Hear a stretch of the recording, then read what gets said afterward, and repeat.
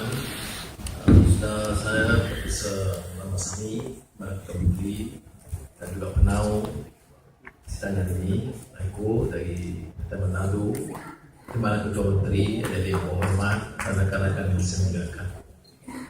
Saya ingin memulakan dengan mengucapkan setinggi-tinggi tahniah dan penghargaan atas inisiatif Pulau Pinang, khususnya usaha martabat mengangkat kedudukan bukan saja bahasa Tamil, juga masalah India, dan juga atas inisiatif dan sokongan kerajaan negeri Pulau Pinang di bawah Ketua Menteri Anwer Ibrahim dan usaha yang ditunjukkan oleh Profesor Masani untuk menjadikan Pulau Pinang sebagai satu tempat persidangan penting bagi masyarakat Tamil seluruh dunia. Let me begin by expressing my profound gratitude, appreciation to Professor Masani for his initiative, his indefatigable efforts to promote the essence of justice, and in this context, Tamil language and the plight of Tamil community throughout the world.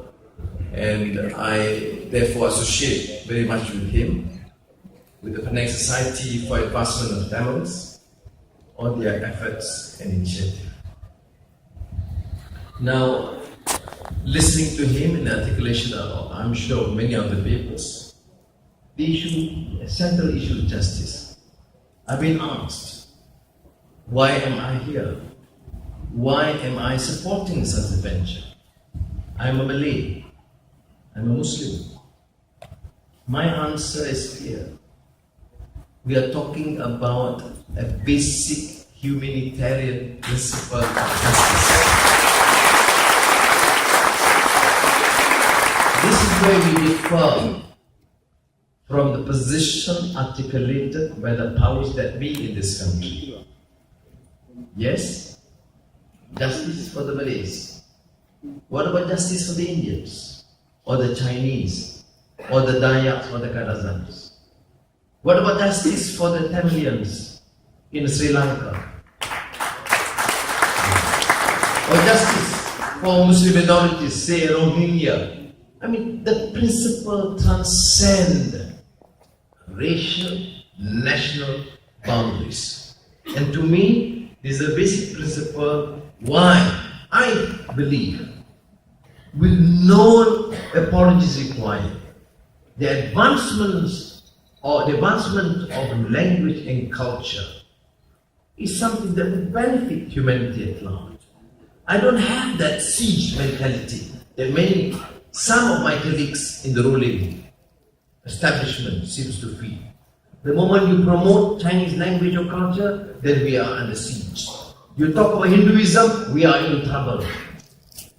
You are in trouble. We are not in trouble. So I think ethnic and cultural diversity is a hallmark of not just Malaysian society, but throughout societies across the globe. It is true that some societies are more diversified. Malaysia, although the vast majority are Malays and Muslims, it is truly a multi-racial, multicultural, multi-religious country. So, in a sense, it is a pluralistic society. Now, pluralism, which is now being attacked by some quarters, is because of the failure to appreciate the historical antecedents of the meaning of the word. I mean, not necessarily because of political scientists, but we are familiar with the works of Spanish when they talk about plural society in Malaysia. 100 years ago, people have talked about it. I mean, plural society is in a sense a society that can accommodate the presence of other languages, cultures, and religions. It does not in any way, my support for the Tamilians, my reading of Bhagavad Gita or Ramayana or Tirukural does not in any way dilute my Islamicity. In fact, in the government, in the Malaysian government, that Ramasamy referred to in the budget, I promoted Tirukkural for the first time in the history of Islam.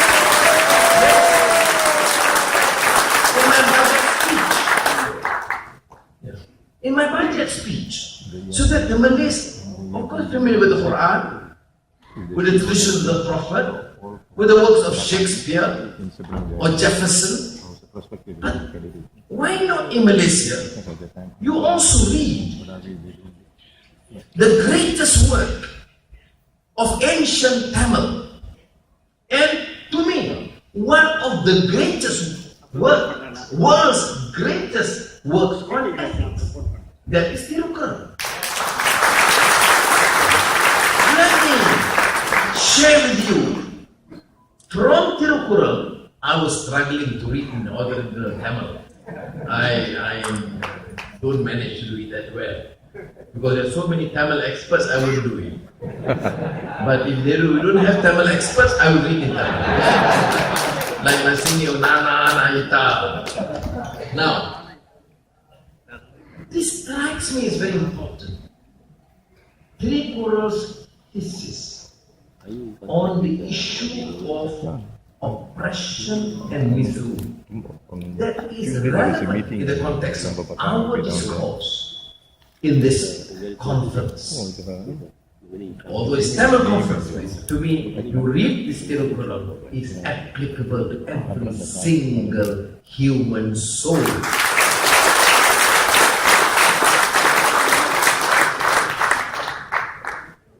I have been charged, for example, for the so-called sin.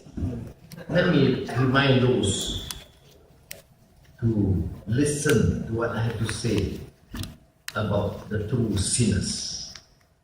Tirukkural, the oppressive king who misgoverns, is a worse sinner than the murderer.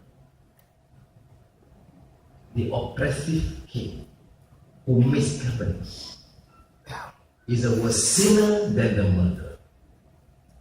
The tyrant's request for gifts from his people is like the armed highway robber's demand couched in the language of politeness. You rob in the name of privatization. So very polite language. You steal in the name of deregulation. Very polite language. But you are a robber. Cheating, stealing from the people. This is the great Tirukkural and my friends. As the rainless sky dries up the earth, so does a king devoid of compassion destroy the people living thereon. We are talking about compassion, kasih sayang, and compassion to our citizens. You can have compassion to one sector and hatred for the rest. No, without compassion, you destroy. You know, I look at one of the great traditions of the Prophet Muhammad that I always, in my tazkirah, read on the issue of compassion. If you don't show compassion to those on earth, your family, your friends, human race, animals, plants, the earth, if you don't show compassion to the earth, there will not be compassion from the heavens showering upon you. You want the heavens to shower love and compassion on you. You need them to show and shower compassion to your people. That's very similar in this story. Now, and finally, to quote again on Tirukkural. You see how much homework I have to do with Tirukkural. for this conference. Yeah. Under a ruler who does not follow the law, it is a greater misery to be possessed of wealth than to be poor. That means law and justice is the thrust and essence of governance. You don't have that. Then you have misery. Now look at this in Malaysia. I refer to what the Muslims refer to the Prophet's hadith or tradition. We compare to the Chinese classic from Confucius, the great teacher. What did he say? And this is a story that I shared during the campaign in the last elections.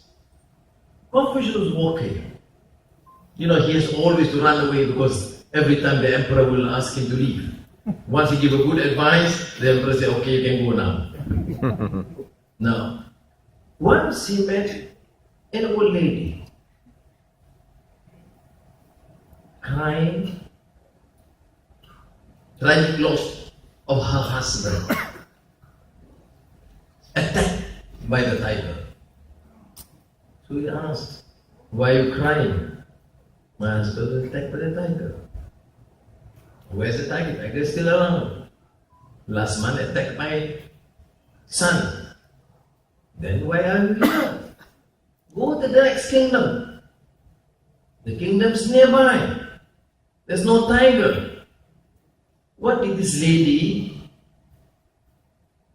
reply to Confucius? My great teacher, at least I know the tiger. The king there is very unjust and oppressor. That king is worse than this tiger. That is why Tirukkural say, emphatically, thousands of years ago, the very raison d'etre of a government is justice and the rule of law. And the rule of law and justice means to every single man and woman of that land. No discrimination, no injustice perpetrated. Why are the minorities, either Tamilians or Muslims in Sri Lanka, crying? Because of gross neglect, marginalization, injustice perpetrated against a community just because they were born differently. The only crime or sin they committed is they are different. If I want justice as a Muslim for Muslims in Sri Lanka, how do you expect me to say I can accept and condone injustice to the Hindus in Malaysia? I cannot accept. That is why I think you substitute the word king in Tirukkural's dictum to government, of course. Because those days you're talking about kingdom. It is timely and apt reminder to all those in power to have responsibilities of governance. We are witnessing major catastrophe and tragedy throughout the world.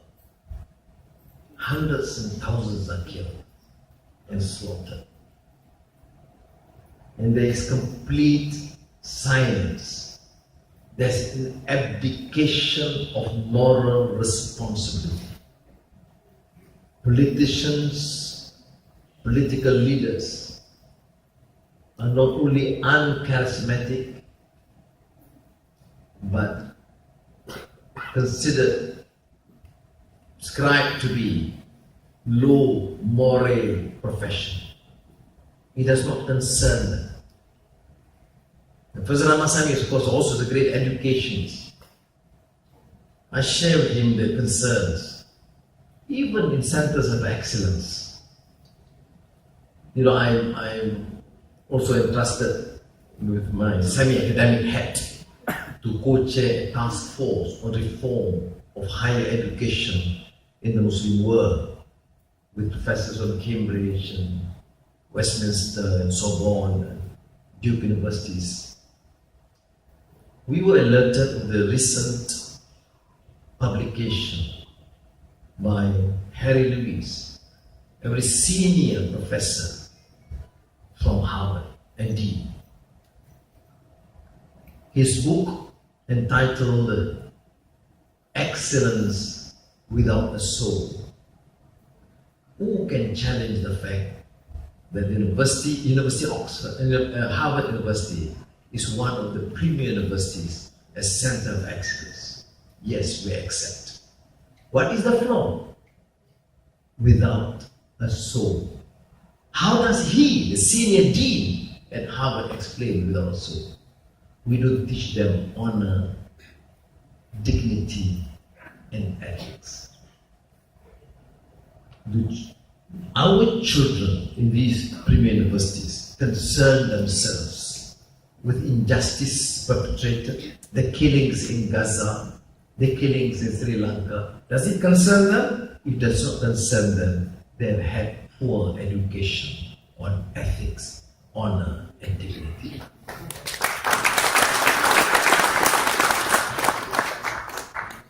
Does it concern the Malays or the Muslims on the plight of the Hindus in Sri Lanka? If it doesn't concern them, there is a problem, a flaw in what is justice in the context of the Islamic dictum, Rahmatan lil Alamin, which is compassion and justice for humanity at large.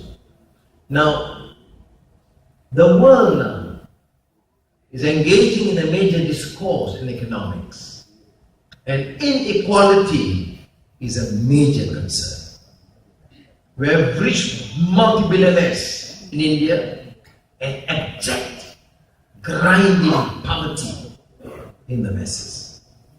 We have top 20 top billionaires in Malaysia, and you have millions living under category of poverty. You have in the last years, 20 to 2012, in the United States of America, trillions of dollars of productivity and increase, benefiting 1% of the population. 99% of Americans are not affected by the huge accumulation of wealth. Similarly in Malaysia, the Gini coefficient gap between the very rich and very poor has increased. And one of the worst in Asia, we are second after Papua New Guinea. So we should be proud that we are not the last. Okay. Now this covers a major problem that our colleagues here have been expressing their concern. The Indians and their estates, their living conditions, education, employment, and of course, social problems. Indians as a community are overrepresented. Don't say that you're all losing, no. In terms of numbers, you are overrepresented in Malaysian prisons. Yeah. Of course, the Malays are the majority, but in terms of ratio to the population, it is high. It reflects a socio-economic problem of education, of employment opportunities. So I think it does not take an Indian to understand this or suggest it. I'm a Malay, I'm a Malaysian. And to be relevant, to do justice, I have to speak up for the Malays, for the Indians, for the Chinese, for the Dayaks, and for the Kannada. And what I notice, which is not is the fact that the Indian problem, in terms of poverty, in terms of poverty, marginalization, poor access to education, is a national problem. It is not an Indian problem. It is part and parcel of a problem for all Malaysians to handle and solve. So, friends, brothers and sisters, I would like to then share with you this concern of ours. Although we have international concerns from Syria to Egypt to Gaza to Sri Lanka, yes, but it has to be pronounced loudly. It has to be said. People say, well, you're interfering in the domestic affairs of countries. My reply to that is, we don't interfere whom you want to vote. We don't campaign for which party. But if there's gross injustice, the killings must be stopped. I don't care whether it is in Sri Lanka or Indonesia or Malaysia or America, injustice will not go. This must be said. This must be said in a pronounced manner. And that is why I share your spirit in articulating these issues, making it clear. But coming back to the domestic Malaysian scene, then I would like to emphasize in no uncertain terms that this country must mature as a democracy. This country must mature in its efforts to promote freedom and justice. We do still have this trend from time to time, unheard and unseen before, that people continue with impunity to insult others, to consider this is like a totally a Malay Islamic kingdom, no relevance for the rest. Now, if some of you assume that it is a Malay Islamic kingdom, I want to tell you, it is only for the Malay rich aristocrats and elites, not the Malay masses. Not the Malays in the kampongs in Permatampau or in the poverty-stricken areas around Bayam Baru, no. They are talking about Malay dominance among the rich cronies of the ruling clique. Don't ever be misled to thinking this is a Malay, non-Malay battle. This is a battle between the Malaysians and the corrupt, unjust rulers in this country. That's why I shared this experience. Although I did say to Rama, you've been too optimistic. You're saying, please come at 11:30. I said, okay. If I'm around. Because I did not want to give a firm commitment until a decision of the federal court last Friday to defer judgment and no dates given. But I'm confident, of course. You say, why are you so confident? I'm confident because I'm innocent.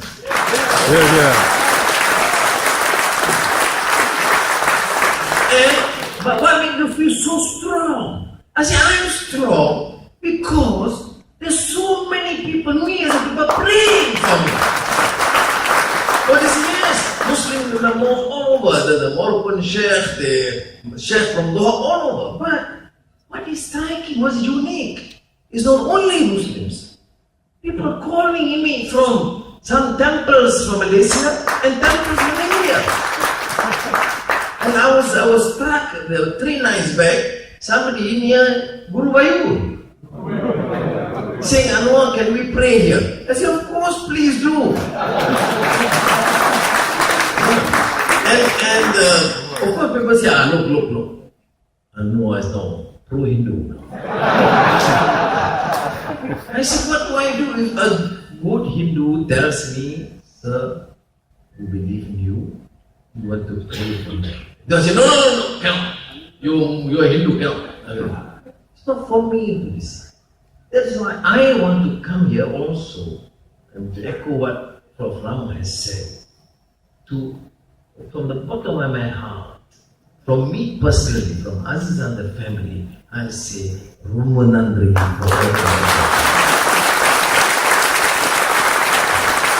That is inspirational. People say, oh, no, you give inspiration to the people. I say, no, you don't realize how much inspiration they give to me.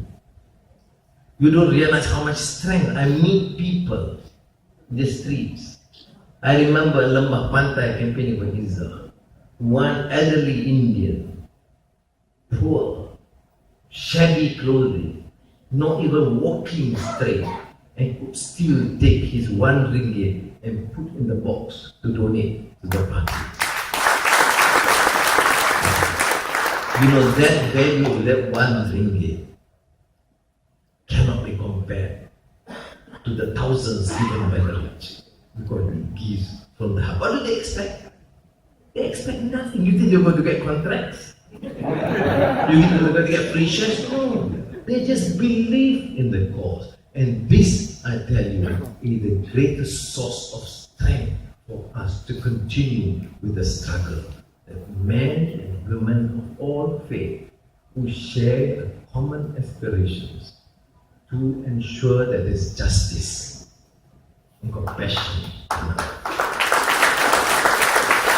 So I know that only on Friday night I confirm, yes, I'm coming.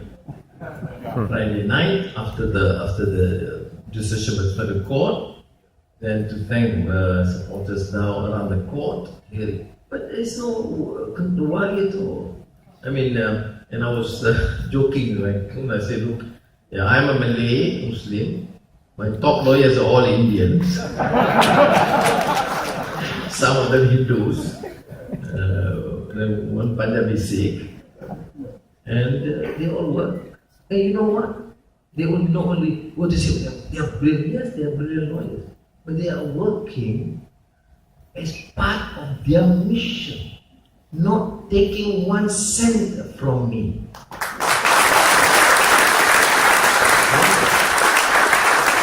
From the late Karpal Singh to Haji Sulaiman, Papa Sri Ram, Bobin Ram Karpal and the family. You see, that is social. So, yes, I am being harassed by the powers that be. But also, yes, I am fortunate because there's so many kind people around me who believe in our cause. I am very fortunate. That's why I look happy.